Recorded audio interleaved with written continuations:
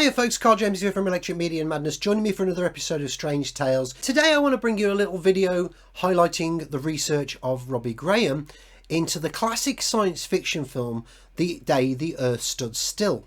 If you want to check out Robbie Graham's research, I don't know if the blog is still around anymore, but it used to be called Silver Screen Saucers. He also has a book of the same name, which I highly recommend, is really worth checking out. But on the aforementioned blog website, Robbie Graham had an article entitled The CIA, the Movie Mogul and the Day the Earth Stood Still. Evidence mounts that iconic 1951 movie was a CIA UFO acclamation project. Robbie Graham referenced a telephone conversation that he had on the 8th of October 2008 with the journalist and filmmaker Linda Moulton Howe. Howe claimed that in the early 1980s she was told by US Air Force intelligence officers at Kirtland Air Force Base that it was common knowledge in military circles that The Day the Earth Stood Still was inspired by the CIA and designed as an early government test to gauge public reaction to such an event. Now, the event that was spoken of mirrors the plot of the film. An alien called Klaatu who lands on Earth in his flying saucer, hoping to deliver a message of peace and goodwill.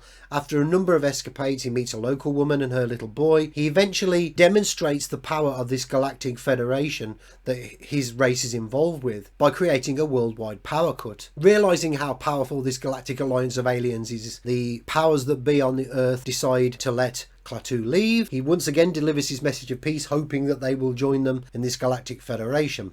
And people have argued that the thinly veiled message of the film was about the power of the United Nations. And obviously, if you read Robbie Graham's article, you read that there may be much more to this idea of the film. Robbie Graham mentions Linda Moulton Howe and the claims that she'd had. Now, I had some questions at the time about Linda Moulton Howe's account of that information. One of her sources was Richard Doty.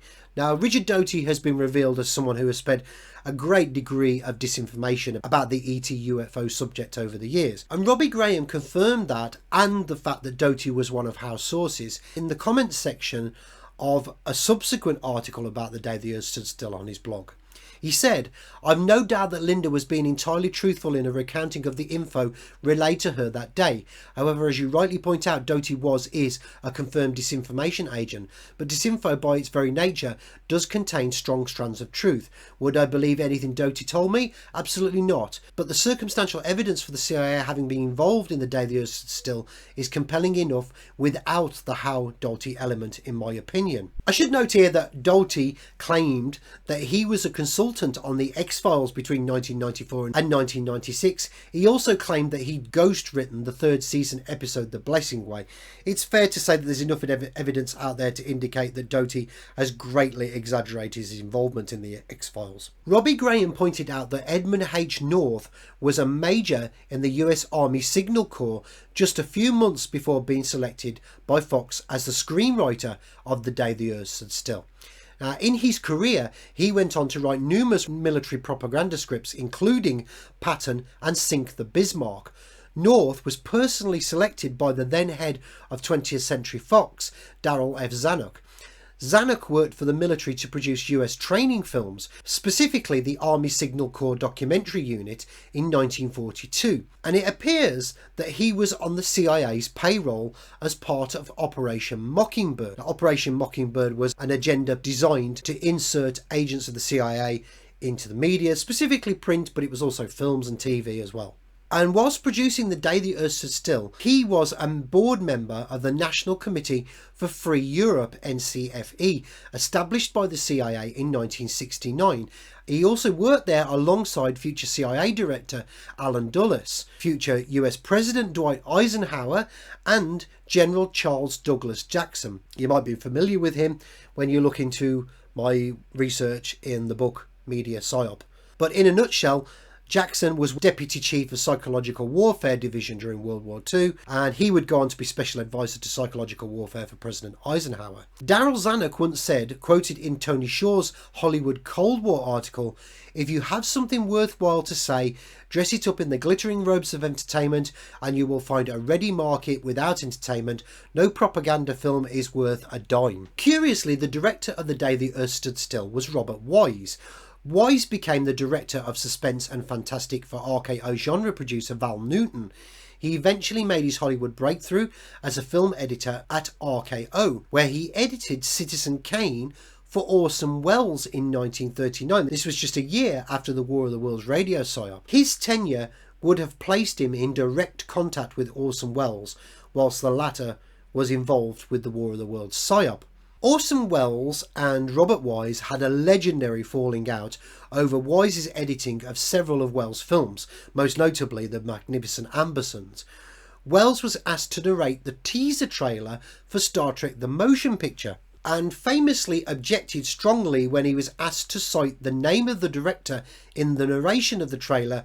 The director was none other than Robert Wise.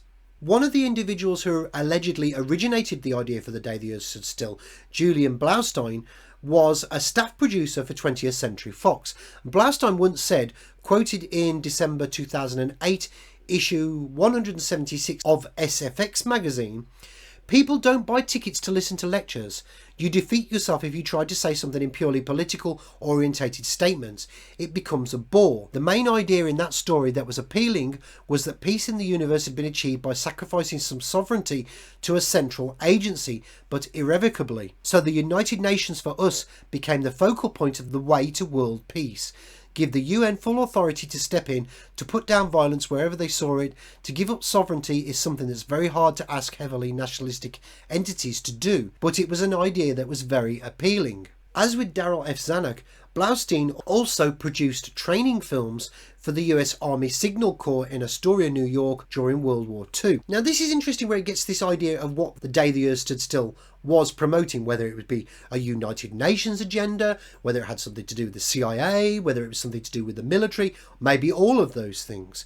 But I should mention that at least two films with a connection to Robert Wise, which was Bombardier, which was edited by Wise and released in 1943, and Run Silent, Run Deep, which was directed by Wise and released in 1957, they've both been evidentially documented as having received the support of the United States Department of Defense. And this is even odder if you listen to the commentary for the DVD release of The Day the Earth Stood Still, which actually has Robert Wise being joined by the film director Nicholas Meyer.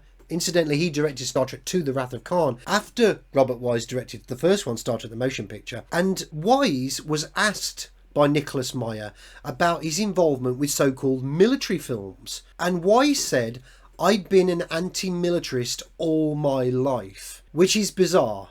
Because if you look at a lot of the films that Robert Wise was involved with, very much to do with the military-industrial complex and that kind of thing.